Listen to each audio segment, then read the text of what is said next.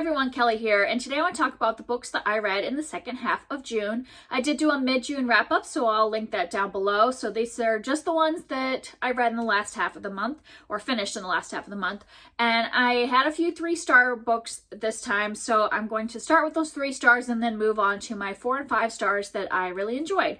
So my first 3-star book was a historical romance novella called A Little Light Mischief by Cat Sebastian. This is a sapphic romance, historical romance novella, so it's pretty short, and it is about 2 women that they're working women in a household. So one of them is a lady's maid and the other one is a lady's companion, and so they are both working for this rich woman. And the thing I didn't love about this one is that I kind of feel like with a novella, you really have to get to the point with the relationship, start the characters interacting early on, because you just don't have a lot of time to develop the relationship.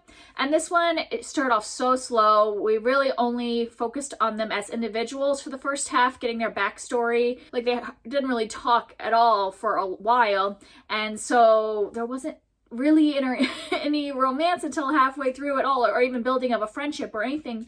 And so by the time we got to an actual romance, it was like, oh, and now it's done.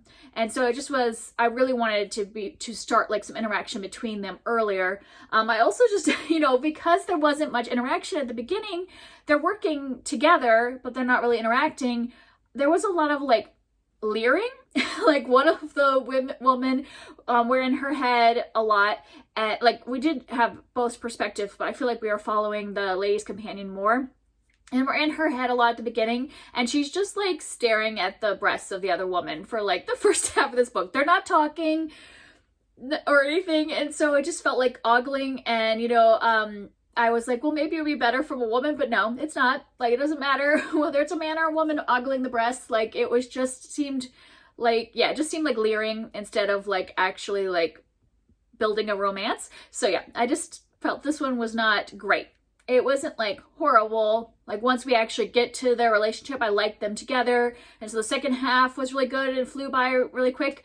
I just wish we could have gotten more of that for the whole book instead of the first half being so slow. Then the next 3-star I read was Under the Whispering Door by TJ Klune.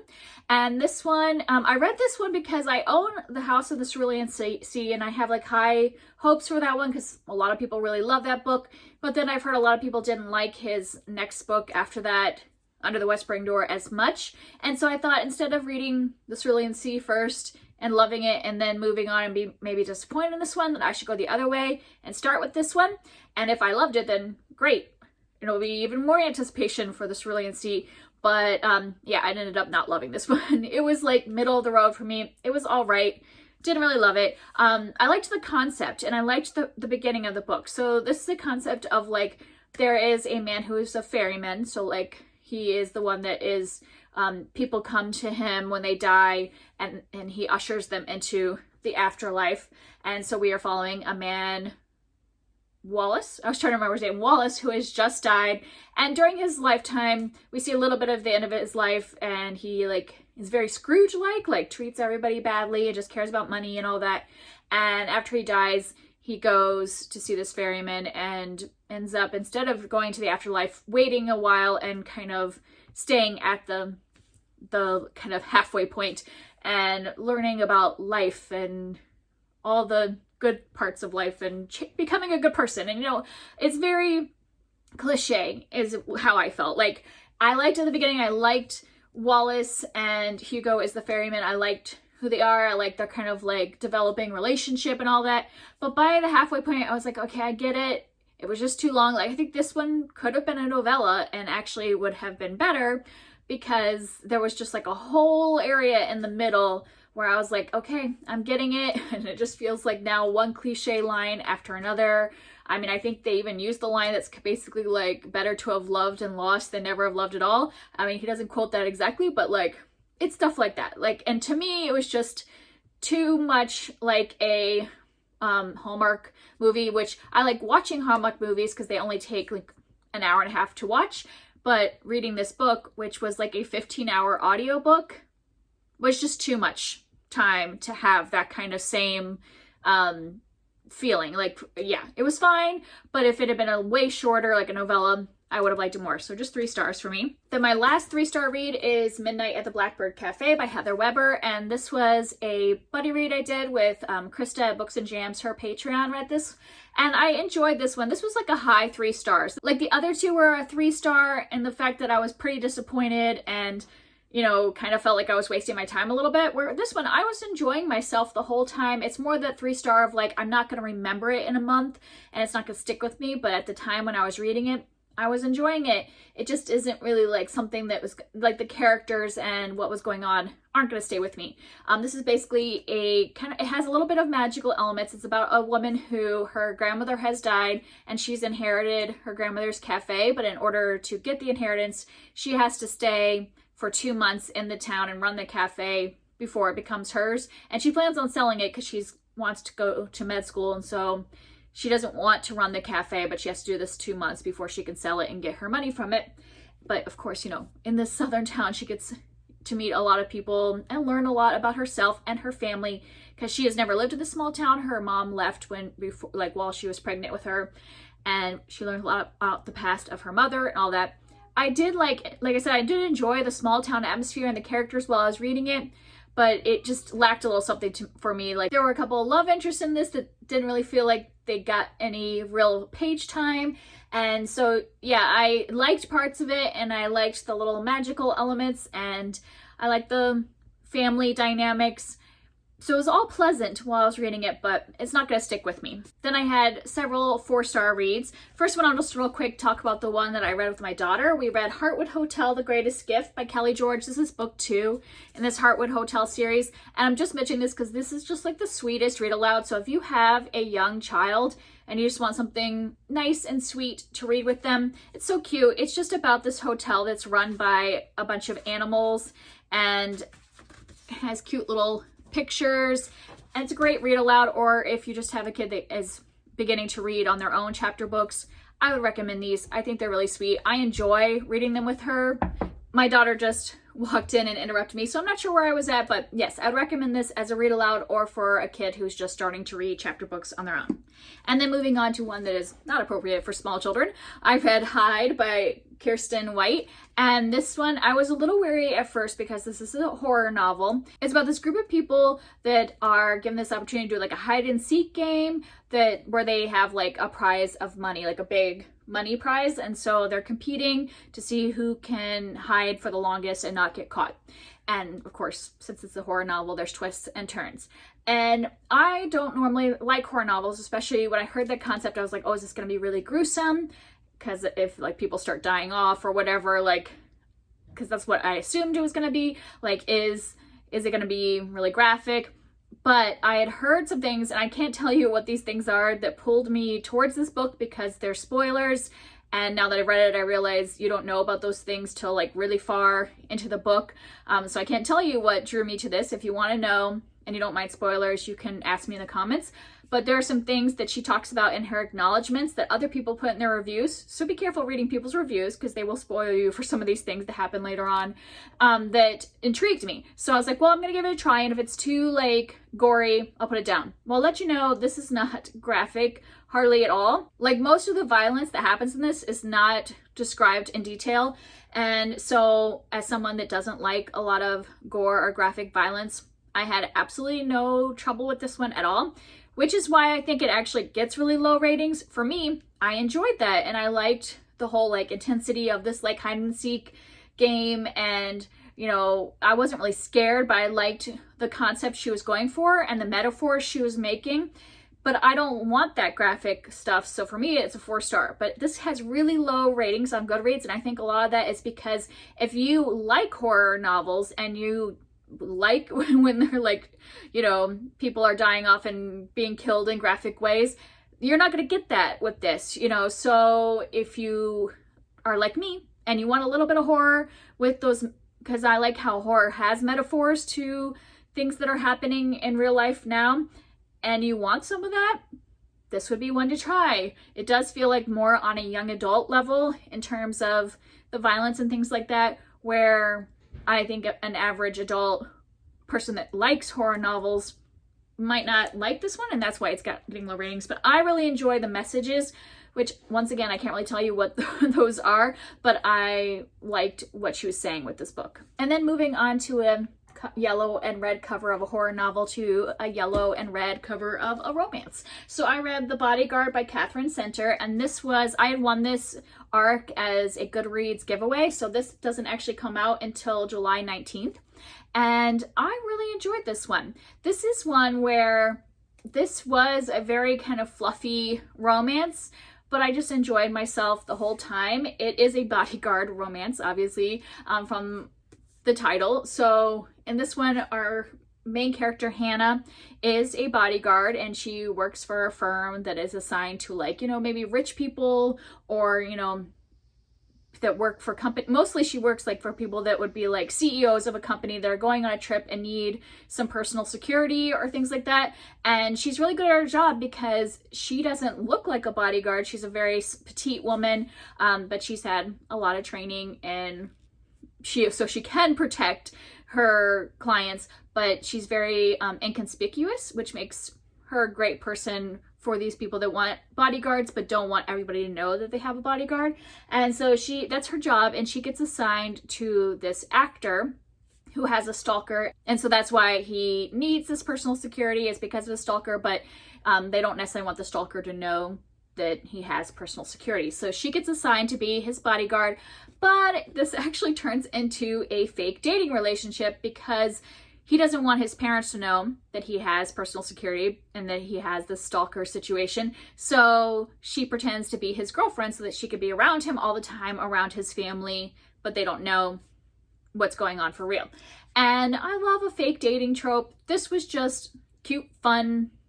I would say not a lot of substance going on here. I know a lot of other Katherine Center's books, there's a lot of issues going on that they're discussing, like maybe drama that's happening that they're working through. I don't really feel like that is this. I feel this is very much just a kind of rom-com fun. I mean, yes, there are like some things that are going on and that they might be working through, but it's very much not serious. So if you're just looking for a summer fun read, this is one I would pick up for that. Hey, so I realized I forgot one of the books that I read in June, and it was one I really enjoyed. It was a very high 4 stars, so I want to make sure I talked about it, and that is The Perks of Loving a Wallflower by Erica Ridley. This is a sapphic historical romance, and this is a second in a series, but I didn't read the first one and I didn't have a problem. It will like kind of spoil the plot for that one and the romance, but I didn't have like trouble catching on to what had happened because this does reference the first book. I personally don't mind reading historical romances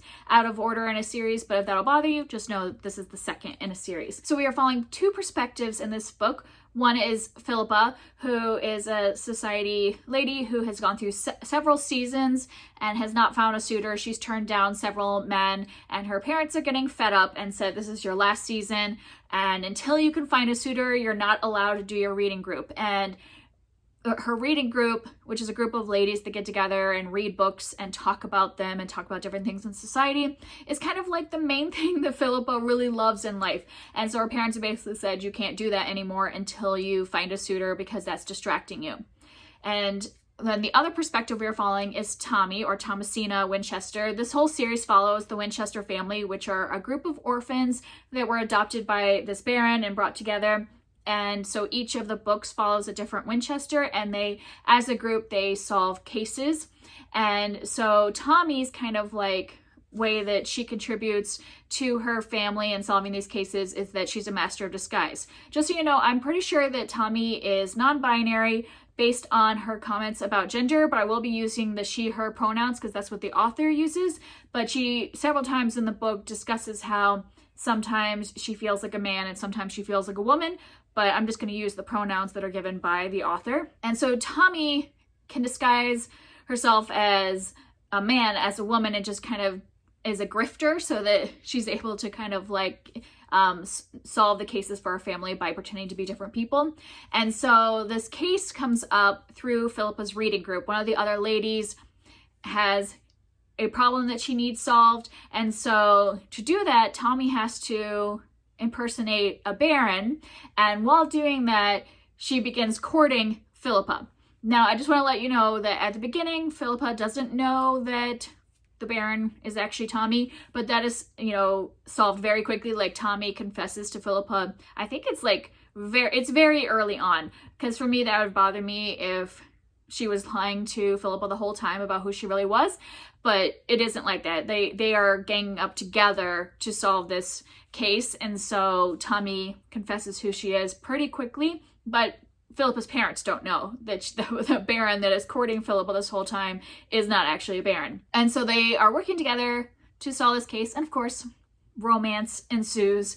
And I just really enjoyed the family of Winchester, so I'm probably going to go back and read book 1 in this series and continue on, because I just really like the way these young people have banded together and have formed this found family. I just really love how this family supports and loves each other, and how they also bring Philippa into that, because Philippa's parents aren't necessarily supportive of her being a blue stocking and wanting to read and be intelligent woman of the time. And yeah, it's just a really fun romance with a little case to solve. It's very feminist, this case, and so it's just a lot of fun, and I would highly recommend it. If you don't like starting the second book, then go back to the first, because I liked the character who is the love interest in the first book. She is a prominent character in this book as well, and I really liked her, so I'll definitely go back and read the first book. And so I would recommend this one if you're looking for a historical romance with queer characters. Then my last 4-star read is Pines by Blake Crouch, and this is kind of a mix of genres. It's like a mystery, thriller, sci-fi, all in one, very fast-paced, and I really enjoyed it. It got to a certain point where I just couldn't put it down. And so we are following a Secret Service agent who is going to this town called Wayward Pines, and he's assigned to that because there have been 2 other agents that have gone missing. So he goes to look for them, and I just want to check if it shows. Yeah, I just want to see what it says on the back, so don't give anything away. So he's in a violent accident right after he arrives at town. It wakes up, he doesn't have like his wallet, his gun, his badge, anything, and he has to figure out what's going on in this town with his missing agents, and also try to get all this stuff and get in contact with his agency and all that, and just weird stuff is going on, and he's trying to figure out what's happening. And this one is at the beginning, it was pretty repetitive, because it had that thing of like, he doesn't know what's happening, so he's having kind of the same conversations with a lot of people. But then once we start to get some reveals happening and the weird stuff really starts going on, like I said, I just couldn't put this down after a certain point. And there's just like all kinds of twists and turns, and I didn't expect where it was going. And I had a really good time, and I definitely want to continue the series and find out what's going to happen next. I think you could just read this by itself, because I felt like there was enough satisfaction at the conclusion, but it definitely leaves open that there's a lot more that's going to go on. So I do want to continue and read it, and just like every once in a while you just want a fast-paced kind of thriller sci-fi type of thing. And I think Blake Crouch is good for that. Then on to my 5-star reads. I had a couple. First is a read aloud I did with my daughter, which is When the Sea Turned to Silver by Grace Lynn. And I just love Grace Lynn's fantasy books. Like I said, I was reading this with my 7-year-old daughter, but then also with my mom, which is just a good memory of all 3 of us reading this together. And there were days where we just couldn't put it down. We just kept reading, and we're probably reading for like an hour and a half, because we were like, oh, we don't want to stop reading. And I just really enjoy the way Grace Lynn mixes in Chinese mythology and storytelling in her books. This one is about a girl named Penmei who lives with her grandmother, and her grandmother is known in the town as the storyteller. And then something happens to her grandmother, and Penmei has to save the day. And Penmei's always been kind of a more reserved, shy person, quiet, kind of like blends into the background. But now she has to step up and be the hero or heroine and figure out how to save her grandmother. And so while we're following Penmei in her quest to save her grandmother, we're getting like little snippets of her grandmother's history and some of the stories that her grandmother's told her, and then her finding out how those stories weave into her background and all that. And this is really great. And just so you know, if you've read other Grace Lynn books, or if you're planning to, you should read this one after Where the Mountain Meets the Moon, because there are repeat characters, and this takes place after the events in that book. Like, I'm trying to think if it would completely spoil that book. It might, yeah. And if you don't want to know what's going to happen in Where the Mountain Meets the Moon, this would spoil parts of that book. You could read it by itself, like they explain all those characters and events along the way. But if you were planning on reading both, read Where the Mountain Meets the Moon first, and then read this one. And also it gives you a richer experience because my daughter was so fun because we had read Where the Mountain Meets the Moon a couple weeks before. I didn't realize that this takes place after that one and with a lot of the same characters. And as we were going along, all of a sudden she's like, wait a minute. I think that, because they don't necessarily always tell you that they use the same name and say this is the character from that book. They might just be telling a story about this person without naming them. And my daughter would be like, hey, that's the character from the last book. And as you go along, you start putting it together. But she was like putting it together in her mind based on reading the other book, which was a really fun experience. And I would also recommend these for adults because I just think it's excellent storytelling. And then the last book I want to talk about is Boyfriend Material by Alexis Hall. And I was reading this for the Queer Romance Readathon as well. And this one was just the sweetest romance. It's one of my new favorite romance books. I have it in my list now of like my top 10. Just really enjoyed it. I don't know why I put off reading this one because I've been having this on my TBR for a long time and thought I'll get around to it eventually. I even had like a friend in real life like personally recommend it to me several times, and I'm like finally getting around to reading it and loved it. And we're following a guy named Luke whose life is a bit of a mess. His dad is famous, and so Luke sometimes ends up in the tabloids because of his famous dad. And, so when Luke does things that don't show him in the best light, it shows up in the tabloids.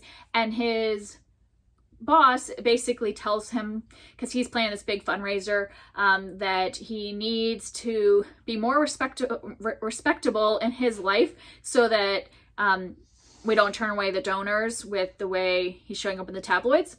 And so he decides he needs to find a boyfriend that's a respectable boyfriend so that they can, be seen doing like respectable things, which there's a lot of discussion in this on how like homophobic that is, and like the issues with the fact that because he's gay, he's getting more judgment on his actions. And so, yeah, he goes to find a fake boyfriend and gets this guy who is a barrister because he's like, well, this guy is not going to have scandal coming around to him because he, has a really good job in the community and all that. And they are I just love their relationship. I love how they are very much opposites. Now I can't remember what the lawyer's name was, but yeah, he's very buttoned up and kind of like has this routine and he's very clean and all that, where Luke is like a big mess and doesn't really do anything in any kind of routine. But they just work together emotionally. Like I feel like they really support each other, and we see that as the book goes on. That at the beginning, the barrister is the one, and I'm sorry I don't remember his name, but he's the one that's supporting Luke a lot and like showing that there's nothing wrong with him, that it's not his fault that he keeps ending up in the tabloids and all that. And he's the one supporting Luke, but then as the book goes on, Luke starts to grow and is able to also support his fake boyfriend. And I just think they have the sweetest romance. And I'm just really excited because there is a sequel to this called Husband Material. And usually I don't like to read sequels of like romance books, but I'm like, maybe I want to be with them some more because I just love them. So we'll see. I think I do want to read it, though I don't want to be like disappointed with their relationship. Like I want it to end up where it was at the end of this book, but at the same time, I just want to spend more time with them. I just thought it was really sweet. There are people in the comments, like I've seen like the comments of like the other reviews, that people don't like Luke because he can be an obnoxious main character. But I think that's kind of the point. There is like a big growth that he goes through in this book emotionally, because he's just had a lot of like bad relationships in the past, or had like one big bad relationship in the past, and he has to really like learn how to build trust with other people, and all that also with his father as well. His father abandoned him and now is the cause for all these problems in his life with the tabloids. And so I think that I didn't get annoyed by him because I'm like, it's justifiable that he has a lot of like issues that he's going through, and he just needed somebody to support him and help him to like confront some of these issues. And so I just really enjoyed their relationship. And that's it for me. Those are the things that I read in the second half of June. If you have read any of these books and you want to talk about them, I'd love to hear from you down below, and I'll see you next time. Bye.